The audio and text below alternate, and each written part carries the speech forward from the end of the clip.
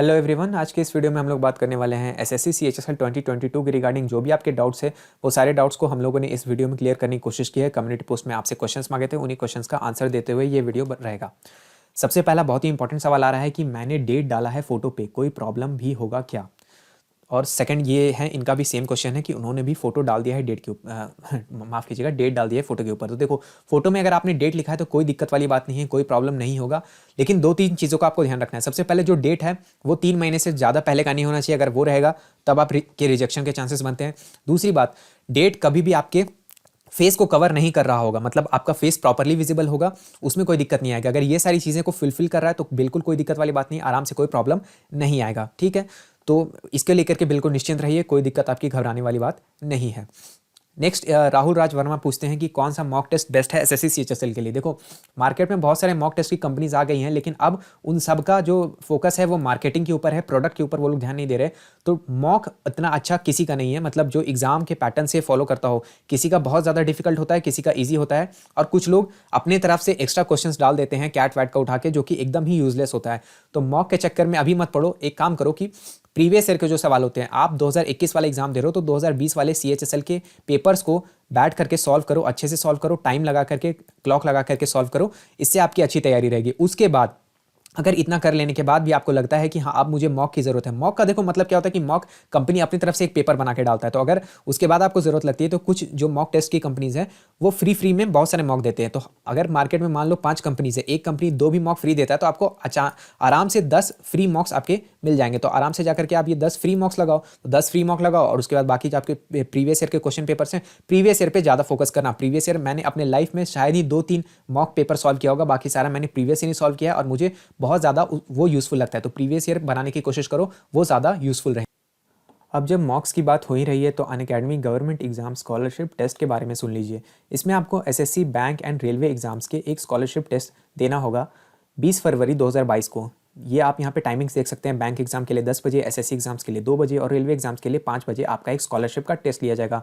Enrol करने के लिए आप हमारा enrollment code exam cluster 10 use कर सकते हैं। अगर आपसे कहीं भी मांगा जाए तो आप उसको लगा सकते हैं।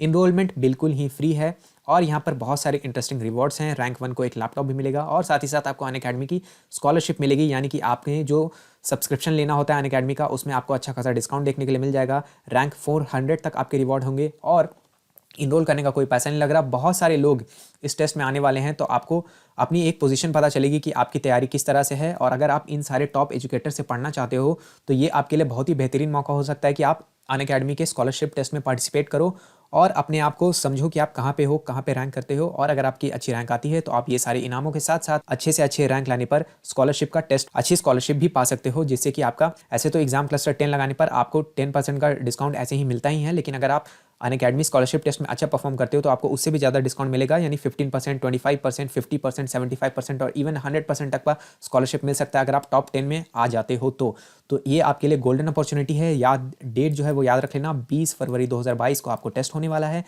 आपको इनरोलमेंट का जो लिंक है वो डिस्क्रिप्शन में, पिन कमेंट में, दोनों जगह पे मिल जाएगा, वहाँ पे जाकर के इनरोल कर लो। चलिए अब आगे के कमेंट्स को देख लेते हैं। एक यहाँ पर पूछा जा रहा है कि 2022-23 वाला ईडब्ल्यूएस सर्टिफिकेट वैलिड रहेगा कि नहीं एसएससी सीएचएसएल 2021 में। देखो, एसएससी सीएचएसएल 2021 का एक सिंपल सा क्राइटेरिया है कि फॉर्म फिलिंग का जो लास्ट डेट रखा गया है, और फॉर्म फिलिंग का जो लास्ट डेट है उससे पहले का आपका सर्टिफिकेट का डेट होना चाहिए। तो अगर आपके डेट में, डेट ऑफ इशू जो है वो लास्ट डेट से पहले का है तो आपको कोई दिक्कत वाली बात नहीं है। दूसरा क्वेश्चन ये पूछ रहे हैं कि if I submit my category as EWS but during the confirmation process they reject my 22-23 वाले certificate, will they cancel my process और they will treat me as general category person. देखो, सबसे पहली बात तो कि नोटिफिकेशन में एक साफ साफ चीज़ मेंशन की गई है कि अगर आप फॉर्जरी करते हो, मतलब गलत तरीके से अपने आप को किसी कैटेगरी में घुसाने की कोशिश करते हो जो कि आप नहीं हो, तो उसके वजह से आपका कैंडिडेचर रिजेक्ट हो जाता है। लेकिन इन जनरल प्रैक्टिस में क्या होता है कि अगर आप मान लो कि यूआर से आप सारा कट ऑफ क्लियर करते हुए फाइनल डीवी तक पहुंचते हो, मतलब आपने हर जगह यूआर से क्लियर किया है, आपने कभी भी अपनी कैटेगरी का बेनिफिट आपको मिला नहीं या आपने लेने की जरूरत नहीं पड़ी। मतलब अगर यूआर का कट ऑफ 151 था, आप हमेशा 151 लाए। यूआर का cut off, final cut off अगर 220 बना तो आप 220 मार्क्स से भी पास कर रहे हो और आपने कभी एज रिलैक्सेशन का भी फायदा नहीं लिया है, तब हो सकता है कि आपको यूआर में वहाँ पर कन्वर्ट कर दिया जाए। लेकिन मेरी यही मानो कि अगर आपके पास सर्टिफिकेट का इश्यूज़ है तो फिर यूआर से ही फॉर्म भरो। रिस्क अपने ऊपर कभी नहीं लेना चाहिए, क्योंकि उन्होंने नोटिफिकेशन में मेंशन कर रखा है कि अगर आप गलत तरीके से फॉर्म भरते हो तो फिर आपके कैंडिडेचर पे रिस्क हो सकता है। और आरआरबी एनटीपीसी में उन लोगों ने कितना रिलीजियसली फॉलो किया है अपना नोटिफिकेशन, ये हमने देख लिया है। तो यहाँ पर भी अगर नोटिफिकेशन पे वो लोग फॉलो करने पे आ गए तो आपके साथ दिक्कत आ सकती है। इसलिए मेरी मानो तो अगर सर्टिफिकेट का इशू है तो प्लीज़ यूआर से ही फॉर्म भरो। नेक्स्ट ये पूछ रहे हैं कि 3 मंथ का प्रिपरेशन स्ट्रैटेजी, वीडियो पे काम चल रहा है, जल्दी ही बहुत अच्छी बहुत धमाकेदार स्ट्रैटेजी आने वाली है। नेक्स्ट ये पूछ रही हैं कि इस OBC document of June 2019 valid for CHSL 2021। देखो फाइनल डेट तो वही है, कट ऑफ डेट वही है कि फॉर्म भरने के लास्ट डेट तक है, लेकिन उससे पहले कितने पहले एक्सेप्ट किया जाएगा ये उन्होंने कहीं पे स्पेसिफिकली मेंशन नहीं किया। अगर आपने देखा है कि कहीं पे मेंशन किया तो प्लीज़ हमें बता दीजिए कमेंट में। लेकिन कोशिश आपकी यही रहनी चाहिए कि जो फॉर्म फिलिंग का लास्ट डेट है उससे 1 साल से पुराने वाले का मत रखो। हालांकि मुझे इसके बारे में प्रॉपर जानकारी नहीं है, तो आप ज़रा ये वाली चीज़ जो है अपने रीजनल एसएससी हेडक्वार्टर से पूछ लो। मेरी यही मानो तो 1 साल से पहले वाले का उतना यूज़फुलनेस नहीं रहता है। नेक्स्ट इनका ये पूछना है कि after qualifying SSC CHSL exam can I continue my graduation. काफ़ी इंटरेस्टिंग सवाल है, जो भी लोग 12th में होते हैं उसके बाद तैयारी करते हैं। इनफैक्ट मेरे दिमाग में भी ये क्वेश्चन आया था जब मैंने प्रिपरेशन स्टार्ट करी थी अपने टाइम पे कि उसके बाद ग्रेजुएशन हो पाएगा कि नहीं हो पाएगा। देखो 2-3 चीज़ें समझ लो। मान लो कि आप तो अगर एक नॉर्मल ग्रेजुएशन करो तो आपको 3 साल का समय लगता है, ठीक है। तो 3 साल का आपको समय लगता है नॉर्मल ग्रेजुएशन में। इंजीनियरिंग जो लोग कर रहे हैं उनको 4 साल लग रहा है, मेरी तरह जो उन लोग को 4 साल लग रहा होगा। तो देखो होता क्या है, मान लो आपने ऐसे टाइम पे एग्जाम निकाला, मान लो कि आप फर्स्ट ईयर में ही आपने एग्जाम को क्रैक कर लिया, लेकिन जो एग्जाम का कंप्लीट प्रोसेस है और ज्वाइनिंग वगैरह आते आते अच्छा खासा समय लग जाता है। यानी मोटा मोटा मान करके चलो कि आपका 2 साल का समय तो लग ही जाएगा आपके हाथ में ज्वाइनिंग लेटर आते आते, आपको ज्वाइनिंग करते करते 2 साल से ज़्यादा भी लग सकता है। मतलब मोटा मोटी 2 साल 3-4 महीना ऊपर नीचे मान करके चल लो। तो अगर आपको लगता है कि ये 2 साल होते होते मेरा ग्रेजुएशन खत्म हो जाएगा तो वेल एंड गुड है, कोई दिक्कत वाली बात ही नहीं है, तब आराम से करो। लेकिन अगर आपको लगता है या आप ये ऐसा प्लान कर रहे हो कि ये 2 साल लगेगा फिर फाइनल मेरा ग्रेजुएशन का 1 साल रिमेन कर जाएगा, तो 1 साल मैं जॉब करते करते अपना ग्रेजुएशन करूंगा, ऐसा नहीं हो सकता। क्योंकि ऑब्वियसली ये फुल टाइम जॉब है, तो आपको अपने जॉब में ड्यूटी देनी रहेगी। तो दिन भर आप ड्यूटी देने के बाद अपना कॉलेज कैसे कंटिन्यू करोगे ये आपके ऊपर है। अगर मतलब मान लो इस तरह का कोई जुगाड़ वाला आपका है, कोई सीन है, तो मे बी आप कर पाओ। लेकिन मैक्सिमम कॉलेज मुझे नहीं लगता कि इस तरह की चीज़ें अलाउ करेंगे कि बिना क्लास आए बिना एग्जाम दिए आप जो है आपको डिग्री मिल जाए।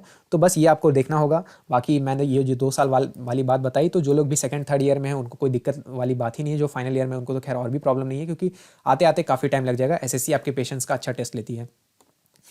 फिर ये एक और क्वेश्चन है, date of photo should be important on the candidate photo during apply. मतलब ये वही पूछना चाह रहे हैं कि डेट डालना है कि नहीं डालना है। देखो नोटिफिकेशन में कहीं भी नहीं लिखा कि फोटो में डेट होना चाहिए, तो अगर आप बिना डेट के भी डालते हो कोई दिक्कत वाली बात नहीं, डेट के भी डालते हो कोई भी दिक्कत वाली बात नहीं, कभी कोई प्रॉब्लम नहीं होगा। बस ये ध्यान रख लेना अगर आप डेट लिख रहे हो तो 3 महीने से पुराने का डेट मत लिख देना। फिर निशा वर्मा पूछ रही हैं कि मैंने एसएससी सीएचएसएल का फॉर्म भरा था एंड उसमें फोटो में ईयर शो नहीं हो रहे हैं। ओके, ईयर शो नहीं हो रहे, ये तो बहुत बड़ा पॉइंट है। एंड डेट भी नहीं है। देखो डेट नहीं है, इससे कोई प्रॉब्लम नहीं है, डेट नहीं रहने से कोई दिक्कत नहीं है, इसके लिए आप घबराओ मत। लेकिन अगर आपके ईयर शो नहीं हो रहा तो क्योंकि फोटो के स्पेसिफिकेशन में ये लिख रखा था कि आपके दोनों ईयर्स दिखने चाहिए, तो अगर आपके दोनों ईयर नहीं दिख रहे हैं तो मेरी मानो तो आप फॉर्म करेक्शन का जो विंडो ओपन होने वाला है, जो कि 11 मार्च से लेकर के 15 मार्च के रात 11 बजे तक ओपन रहेगा, इस बीच अपना करेक्शन कर लो। थोड़े से पैसे लगेंगे लेकिन सेफ्टी के लिए करेक्शन कर लो। तो मैं यही बोलूँगा कि आप करेक्शन करके अपना नया फोटो डलवा दो, वो ज़्यादा वेट अच्छा रहेगा। नए फॉर्म भरने की ज़रूरत नहीं है, न्यू फॉर्म अभी भरने मत चले जाना। फॉर्म अपने अगर आप बाकी चीज़ें सही डालिए तो सीधा जा करके करेक्शन कर लेना, 2-3 बार ये सब चीज़ें करने की ज़रूरत नहीं होती। फिर एक और पूछ रहा है गिवन द डेट, कोई दिक्कत नहीं है डेट डाली तो। क्वेश्चन पेपर ये क्या बोल रहे हैं मुझे समझ में नहीं आ रहा, सॉरी भाई मैं आपकी लैंग्वेज नहीं समझ पा रहा। और बुक्स फॉर जीके के ऊपर वीडियो मांग रहे हैं, तो देखो बुक्स के ऊपर ऑलरेडी हम लोगों ने वीडियो बना दिया है। शॉर्ट में अगर जानना चाहो तो लूसेंट पढ़ लो या फिर मनोहर पांडे पढ़ लो, और साथ ही साथ एग्जाम क्लस्टर का सुपर शॉर्ट नोट्स पढ़ लो, जो कि आपको इसका लिंक डिस्क्रिप्शन में मिल जाएगा, वहाँ से जाकर के इसको ले लो। ये बुक अच्छे हैं। बाकी डिटेल्स में जानना चाहते हो तो यहाँ पर आई बटन में एक वीडियो और होगा, वहाँ कंप्लीट बुक्स फॉर सारे बुक्स का वीडियो आपको वहाँ पर मिल जाएगा। फिर ये एक इंपॉर्टेंट सवाल है कि वैकेंसी की नोटिफिकेशन कब आएगी। देखो एग्जाम से लगभग 1 महीने के पहले पहले आ जानी चाहिए, लेकिन अभी इसके बारे में कोई ऑफिशियल जानकारी नहीं है। लेकिन इस चीज़ के लिए निश्चिंत रहो, एग्जाम से पहले आ ही जाती है हर साल। अब हर साल आ जाती है, ऐसा कोई गारंटी वाली बात नहीं है कि इस बार क्या होगा नहीं होगा, लेकिन एक्सपेक्टेड है कि एग्जाम से लगभग महीने भर पहले वैकेंसी का कोई ना कोई टेंटेटिव वैकेंसी का नोटिस तो आना ही चाहिए। टोटल वैकेंसी कितनी हो सकती है एसएससी सीएचएसएल इस ईयर? देखो ऐसा कोई गारंटी तो होता नहीं है, लेकिन अराउंड 5000 के लगभग में वैकेंसी रहती है। तो अब इसके अराउंड कितना ऊपर रहता है, 500 ऊपर 500 नीचे, इसी तरह के किसी फिगर को मतलब लगभग 5000 मान करके चलो। और वैकेंसी का इतना टेंशन मत लो कि वैकेंसी क्या रहेगा नहीं रहेगा, आपको कट ऑफ के ऊपर ध्यान देना चाहिए, वो ज़्यादा बेटर होगा। यूट्यूब में मैथ कहाँ से पढ़ें? देखो यूट्यूब में मैथ पढ़ना चाहते हो, बहुत सारे चैनल है यूट्यूब में, मैथ टीचर की कोई कमी नहीं होती है। लेकिन जो 1-2 अच्छे टीचर्स हैं, एक तो हैं आपके अभिनय शर्मा हैं, और फिर पवन राव सर हैं, इनसे जाकर के थोड़ा आप देख सकते हो। हमारे चैनल पे भी कुछ दिन हम लोग ट्राई करने वाले हैं कि मैथ्स के लेक्चर लाने की कोशिश करें। आप देखो वो चीज़ें कहाँ तक चलती है। तो यूट्यूब में अगर आपको पढ़ना है तो इन सब जगह से पढ़ सकते हो। यूट्यूब में मैथ्स इन सब के टीचर्स की कोई कमी नहीं है, बहुत सारे टीचर्स हैं। तो अलग अलग लेक्चर्स आप अलग अलग चैप्टर्स अलग अलग टीचर से पढ़ सकते हो। CHSL में मैथ्स कहाँ से करें और GK best channel suggest me. CHSL में मैथ्स कहाँ से करें तो आप राकेश यादव वाली बुक से कर सकते हो, या फिर अगर आप किरण वाली बुक से कर सकते हो, ये बेस्ट सोर्स है मैथ्स के लिए। और GK के बेस्ट चैनल मेरे नज़र में या तो आप क्रेजी GK ट्रिक को फॉलो कर लो, और वाईफाई स्टडी में भी कुछ कुछ कंटेंट रहता है, तो वाईफाई स्टडी को भी आप सेलेक्टिवली फॉलो कर सकते हो। नंबर ऑफ पोस्ट एक्सपेक्टेड, चलो ये तो हमने बात कर ली।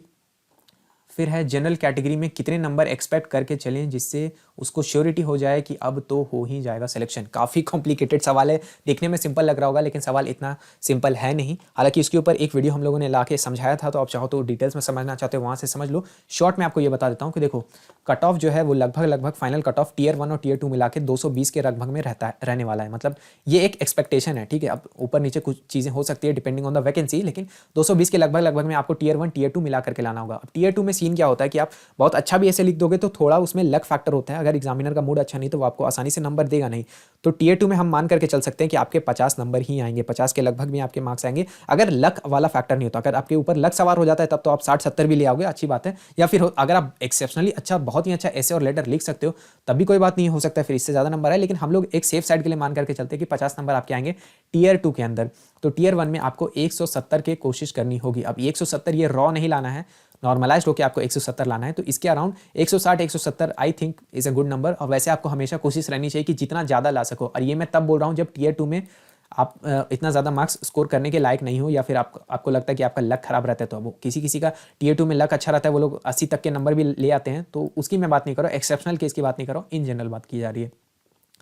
ये सेकंड कमेंट, अच्छा ये क्वेश्चन नहीं है तो इसको हम लोग इग्नोर करेंगे।